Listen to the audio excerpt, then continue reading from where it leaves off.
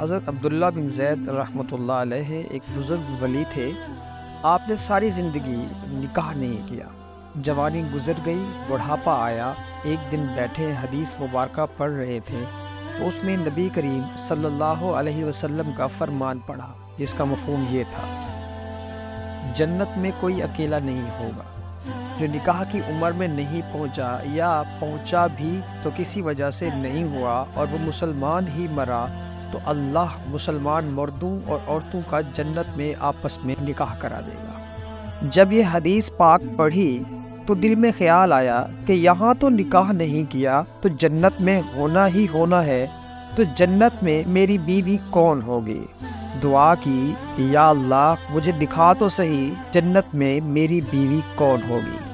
پہلی رات دعا قبول نہیں ہوئی، دوسری رات بھی دعا قبول نہیں ہوئی، تیسری رات دعا قبول ہو گئی۔ خواب میں کیا دیکھتے ہیں؟ کالے رنگ کی عورت ہے، حضرت بلال حبشی کے دیس کی رہنے والی، حبشہ کی دیس کی، اور وہ کیا کہتی ہے کہ میں میمونہ ولید ہوں اور میں بصرہ میں رہتی ہوں۔ پتہ مل گیا، آنکھ کھلی۔ حضرت کی تہجد کا وقت تھا، نوافل پڑھے، نماز فجر باجماعت ادا کی اور سواری لے کر حضرت عبداللہ بن زید بصرہ گئے۔ وہاں لوگوں نے بڑا استقبال کیا۔ حضرت کا نام ہی بہت بڑا تھا۔ بیٹھا کر پوچھا، حضرت بتائیے بغیر کیسے آنا ہوا؟ خیر تو ہے؟ آپ نے پوچھا، یار یہ تو بتاؤ یہاں کوئی میمونہ ولید رہتی ہے؟ لوگوں نے حیران ہو کر پوچھا، حضرت آپ اتنے دور سے چل کر میمونہ ولید سے ملنے آئے ہیں؟ آپ نے فرمایا، کیوں، اس سے کوئی نہیں مل سکتا؟ نہیں حضور، وہ تو دیوانی ہے، لوگ اسے پتھر مارتے ہیں۔ حضور نے پوچھا، کیوں مارتے ہیں؟ حضور کام ہی ایسے کرتی ہے، کوئی رو رہا ہو تو اسے دیکھ کر ہنسنے لگتی ہے، اور کوئی ہنس رہا ہو تو رونا شروع کر دیتی ہے، اور وہ اجرت پر پیسے لے کر لوگوں کی بکریاں چراتی ہے۔ آج بھی وہ ہماری بکریاں لے کر جنگل میں گئی ہے، آپ آرام فرمائے، عصر کے بعد آ جائے گی، آپ مل لیجئے گا۔ حضرت نے فرمایا، عصر کس نے دیکھی؟ کہا، وہ کس سمت گئی ہے؟ لوگوں نے کہا، حضور جنگل نہ جائیں، بہت خوفناک جنگل ہے۔ آپ نے فرمایا، بتاؤ کس طرف گئی ہے؟ آپ فرماتے ہیں کہ جب میں جنگل گیا، واقعی خوفناک جنگل تھا، جنگلی جانوروں کی بھرمار تھی، قدم قدم پر کوئی نہ کوئی چیز کھڑی ہے۔ آپ فرماتے ہیں کہ قربان جاؤں اس عورت کی مردانگی پر، اس جنگل میں کس طرح بکریاں چرا رہی ہے۔ شیروں نے اس کی بکریوں کو ابھی تک کھایا نہیں، اتنے درندے ہیں، سارے مل کر حملہ کر دیں تو کیا کرے یہ اکیلی عورت، کس کس کو روکے گی؟ خیر، آپ فرماتے ہیں کہ وہ جگہ جہاں لوگوں نے مجھے بتائی تھی، میں وہاں پہنچ گیا۔ جب میں وہاں پہنچا تو منظر دیکھ کر میں حیران رہ گیا۔ وہاں دو حیران کر دینے والے منظر تھے۔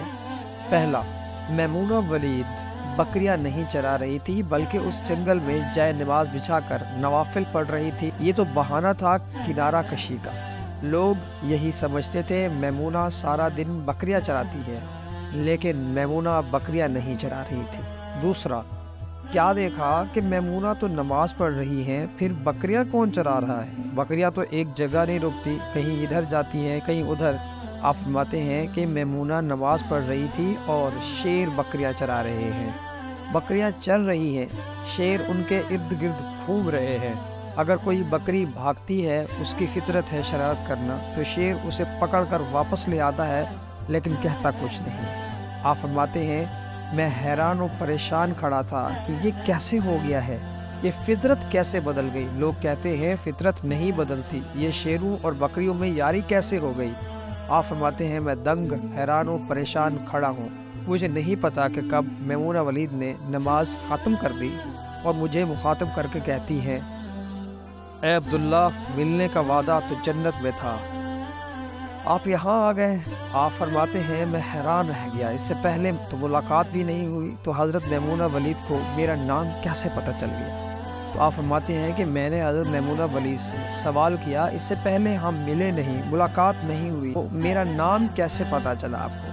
تو جواب ملا، حضرت میمونہ ولید فرماتی ہیں عبداللہ، جس اللہ نے رات کو تجھے میرے بارے میں بتایا ہے اسی اللہ نے مجھے آپ کے بارے میں بتایا ہے۔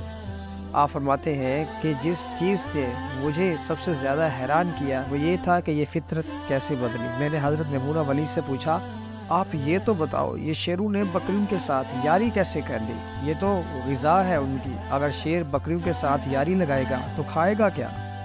معاملہ کیسے ہو گیا؟ تو حضرت میمونہ ولید فرماتی ہیں جب سے میں نے رب سے صلح کر لی ہے اس دن سے ان شیروں نے میری بکریوں کے ساتھ صلح کر لی۔ ہم سب بھی صلح کر لیں، یاری لگا لیں، کہیں دیر نہ ہو جائے، رب کے ساتھ اپنا تعلق مضبوط کر لیں۔ کتنے سال گزر گئے، ہم نے کوئی اللہ کی بات مانی، لیکن وہ کھلا بھی رہا ہے، پلا بھی رہا ہے، دکھا بھی رہا ہے، سنا بھی رہا ہے، سلا بھی رہا ہے، جگا بھی رہا ہے۔ نماز پڑھیں، اللہ کی یاد میں زندگی بسر کریں، یہی حقیقی کامیابی ہے۔